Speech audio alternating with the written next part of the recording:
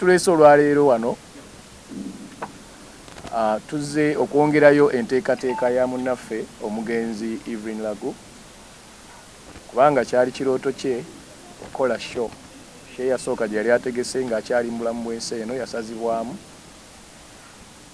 ate n'ayagala okukola lwe yayiiya ate okwagala okukola endala Mukama teyakkiriza obulamu n'abuvaamu bw'ensi eno ne tulowooza nti nno kyamakulu nnyo olw'okubanga okulangibwa okulanga sho kwali kutuuse ne tugamba kyamakulu tutuukirize ekirooto kye kuba ekirooto kye bwe yalinga ayogera yagambanga byonna mbikoze omwana wange w'okusula nfunyeewo kati njagala mulekerewo ka bizinesi era ekigendererwa kye kyali kya kukola she eno alabe ng'afunamu kakapito atandikirewo omwana we akalimu kati yensonga lwaki twafuna ekirowoozo ffe nga ffe abaali ku kakiiko olwedde yali amaze okulonda akakiiko akagenda omuyamba okutambuza ku bintu ebyo wano ku Papa's Sport. So akakiiko ne kasalawo ne kagamba ndowooza tugende mu maaso. So ekituleese olwaleero kwe kubategeeza mu butongole nti twasazeewo ng'ennaku z'omwezi 5 luli zaali 28 naye olw'okuba nti nno twafunamu okutaataganyizibwa naye twagala tweteeketeeke bulungi kwe kusalawo nti ng'ennaku z'omwezi meka 5 Novemba. So mwenna bannamawulire mwebale kujja twabayise okusookera ddala twagala tubasabe mututambulize ensonga eno ku bwereere nno awatali yadde ennusu naye ne mukkiriza nammwe ate ne mujja mu bungi nga tewali gwe tuwadde wadde ka transport yadde gwe tusuubizzaayo siringi 5. So muli banjawulo nnyo era katusabe Mukama ekintu akiwa omukisa tukitambuze nnyo buli omu ali yakole ki buli ali yakitegeere gwe eyali mukwano gwa EvelynLagu mmanyi abantu bangi bamwagala bangi tebajja mu kamera nga balina bye bamukolera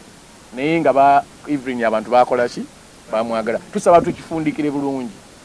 ekirowoozo kye okwagala kwe ekintu kyali awishinga kitukole ki tukituukirize tujja kuba ku Papa's Sport tiketi ya $200 ya VIP ya $5 emmeeza twagambye kakadde naye gwosobola nze njiguze 3 okusinziira ku kiki owulira eri obulamu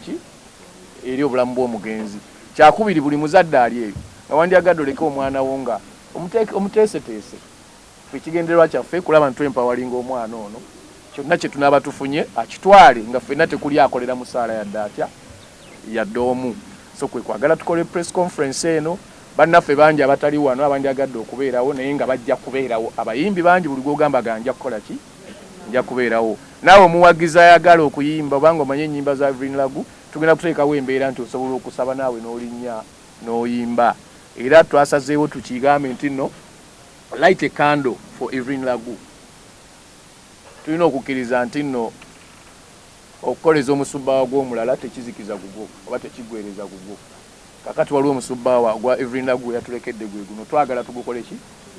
tugukoleeze nagwo gwake ng'omugenzi bwe yayaka oba oliawo gusinge nawo tomanyi ate nagwo gulikoleeza ow'ogwange oba gulikoleeza omwana wo. So ensonga yeeyo lwaki tuli wano ne bannaffe abali wano n'abalala abataliiwo tusanyusa okubalaba.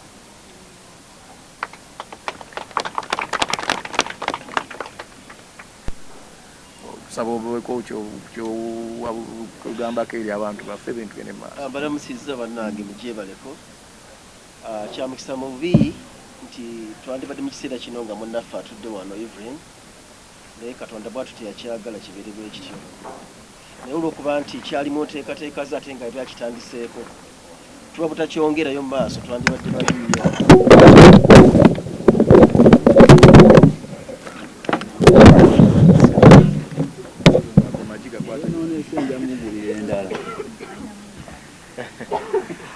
Amanya gange ng'omukulu bwayogedde yenze Bosa Seronkuuma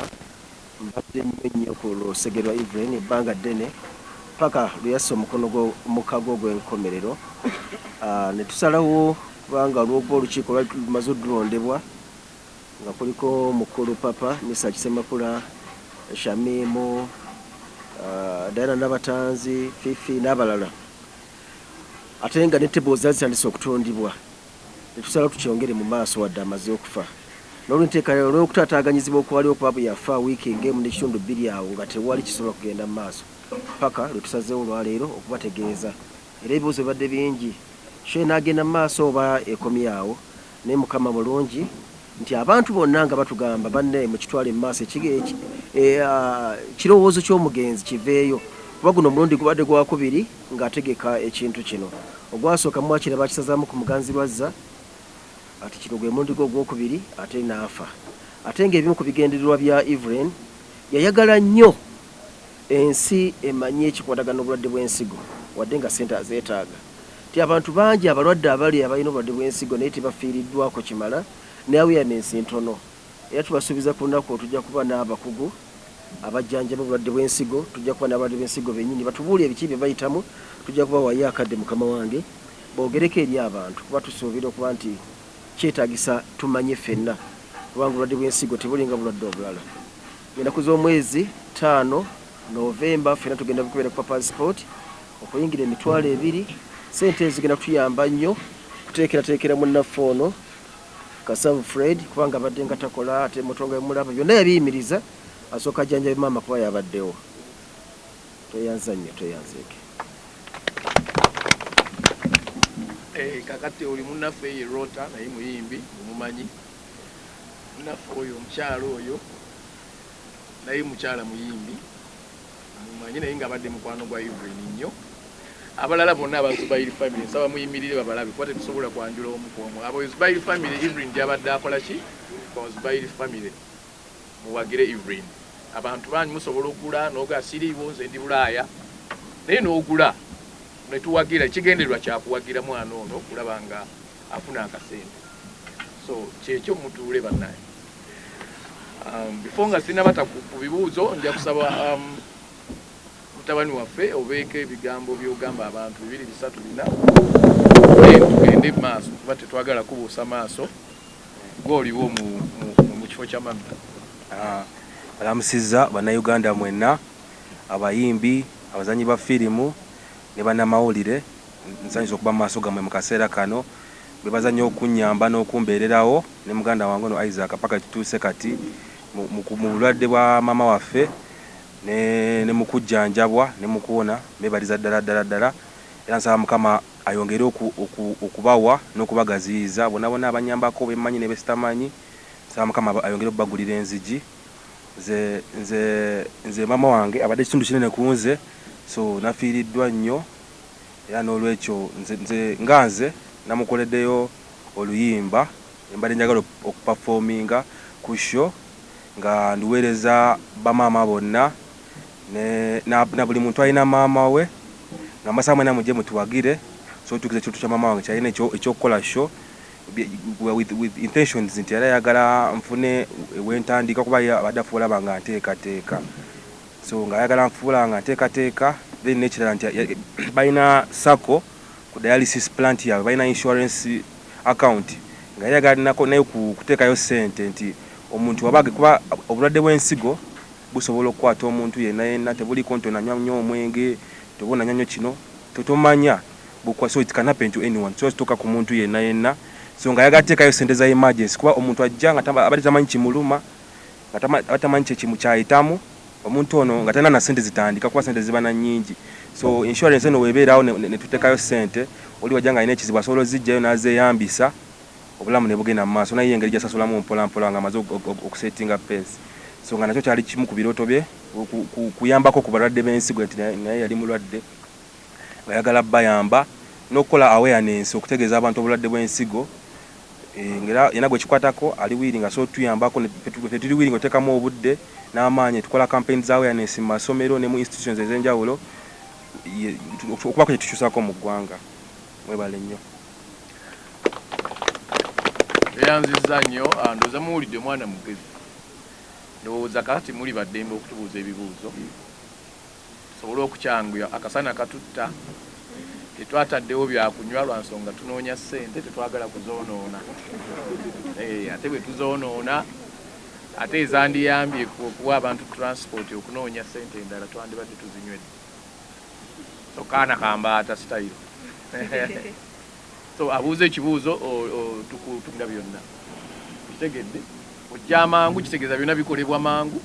ate era ofuna ekintu ekimala bulungi so tujje mangu enzigi zijja kuba nzigule from morning tegedi osobola okujja n'obookinga table yo nja kusaba okubanga gwe kusima kw'omukulu batuweeyo enamba gye banakubako singa baba babookinga yeah so tukiriza ntusabe tugabe enamba ye Freddy obazi mwembi tusobola okukozesa esimu ya Evelyn yenye esimu ya EvelynLagu yenye okay esimu ya Evelyn kakati esimu eyo gisome omuntu yenna ayagala okukola bookings omuntu yenna ayagala okukola bookings okuyingira kwa mitwalo 2 VIP ya mitwalo 5 ne table ya $1,000,000 enamba ya MTN eri 0776 42 42 37 0776 42 42 37 esoma nakabirwa Evelyn. Then Airtel eri 0752 722 741 0752 722 7 esoma Kasavu Fred. So enamba ezo eziweereddwayo ze namba z'omugenzi era we munaaba mukubye omwana ono twagadde tukikolenga kya bwerufu omwana ono essimu yajja okugikwata yajja kutulipootingira mu treasury yaffe bwakwata ssente bwaziteekayo kisobole okutuyamba ku accountability tetwagala kintu nti bagamba bagenda ku ssente z'omwana atwagala twerenga ate omwana yennyini yazikola ki yazikwata yennyini nga gwe ziyitako amanye ssente ezikoleddwa ogiba mitwalo 2 amanye nti twafuna 2 bweziba $5,000,000 amanye twafuna mmeka so kintu kya bwerufu nsaba tuddukirire omwana ono esimu ezo tuzikube tubuukinge ne oba tobeerewo buukinga abalala batuulewo nsaba abayimbi bannange tusobola ffe okusalawo ne tugamba nti tugenda kwebeererawo nga ffe balabi ffe bayimbi ekyo nakyo kisoboka ebikalu kyatusobola okugitandika ne tutandika ne Evelyn kubanga ffenna tomanya mwana nga bwagambye tomanye enkyago olwala ensigo oba omwana we yaligirwala oba muzukulu oyo yaligirwala nga toliiwo naawe aliyo so bw'otandika obuyambi ku ssaawa eno kiraga entandiko ennungi nti tomanya naawe kiyinza okujja gy'oli so bayimbi bannange mwenna olunaku nsabanga 5 tetulina muyimbi gwe tugenda gaa nti ono oba ono oba ono oba naye abayimbi bonna okusinga bonna basinga bakkiriza nga 5 Novemba tubeerewo ne bonoyimba oluyimba lumu ne bonoyimba ekitundu ky'oluyimba ne bonojja ku stage n'okuba engalo ojja kuba owadde EvelynLagu support nga tulaze ne solidarity n'etandikwa ennungi kwolwo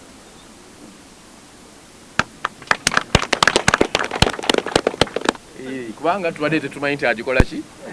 it is a surprise to us all okuba nti nno omwana agambye nti agenda kuyimba which is okay omwana wabanga alina talent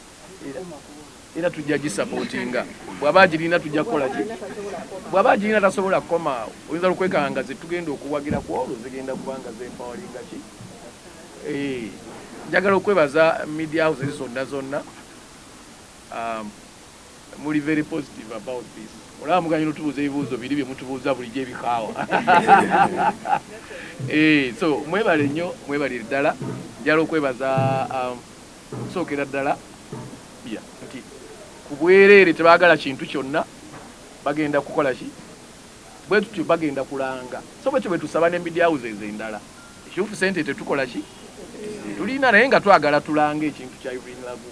so tusaba bakama baffe mwenna abali EvelynLagu yali ayimbyeko gy'oli yali akuyimbiddeko yali azze akoze yali azzeeko ku mukolo gwa media gundi house yo abadde ajjayo bingi abadde abyetabamu bakwate ku bwereere bakastomers ba Evelyn mwenna bayimbidde ku mikolo gyammwe olwo lwe lunaku lwe tusaba tukole ekintu kino tujjuzeewo wano watono naye tujjuzeewo naye gyali ajja kumanya nti beyayitangamu baali bakola ki bamwagala so bwaba nga tewali bibuuzo birala tugenda kuggalawo tumalirize